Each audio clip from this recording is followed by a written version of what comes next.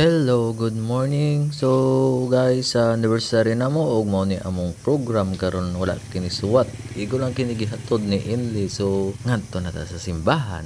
Intro. Through you, I can do anything. Oh, I can do all things. 'Cause it's you who gives me strength. Nothing is impossible. O guys, ani ako sa simbahan. Amo kini ang among chandelier. Bago na siyang gitaod. So gabi pa na siya gitaod ni Inli.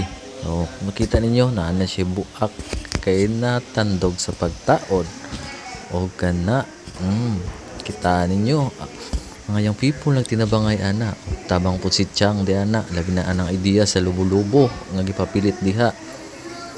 Shoutout dahil sa akong mga kaubanan di ana. Nganing tabang. Labi na sa mga young people.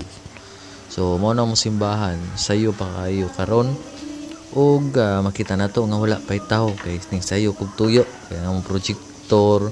Wag mo laptop kinahanglan nga iuna. So while nagpaabot sa uban. Ato sa nisang kita-kitaon diri kung say maayo.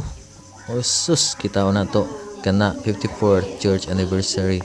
So ang kana ang gihimuan na guys is styrofoam na siya.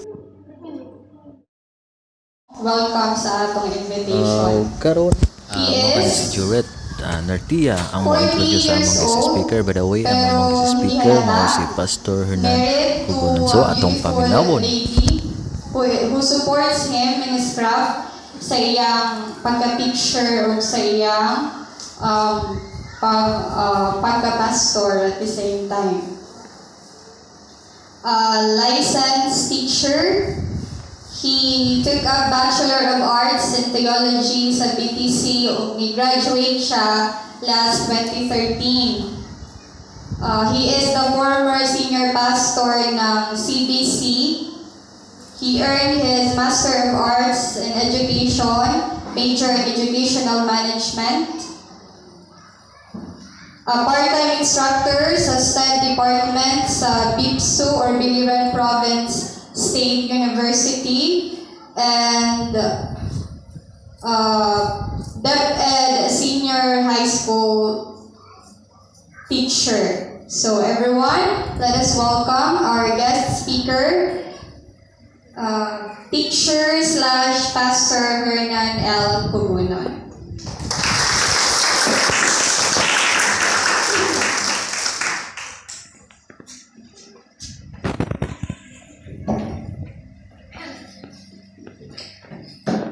Alright, so may buntag sa tanan, no?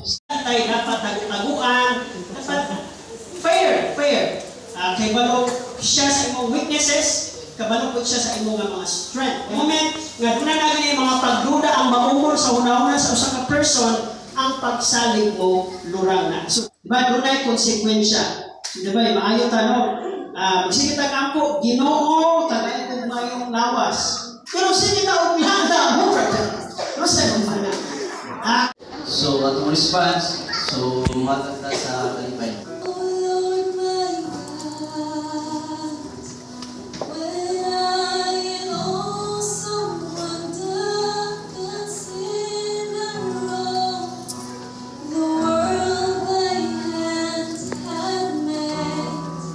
This is my soul, my Savior God to thee.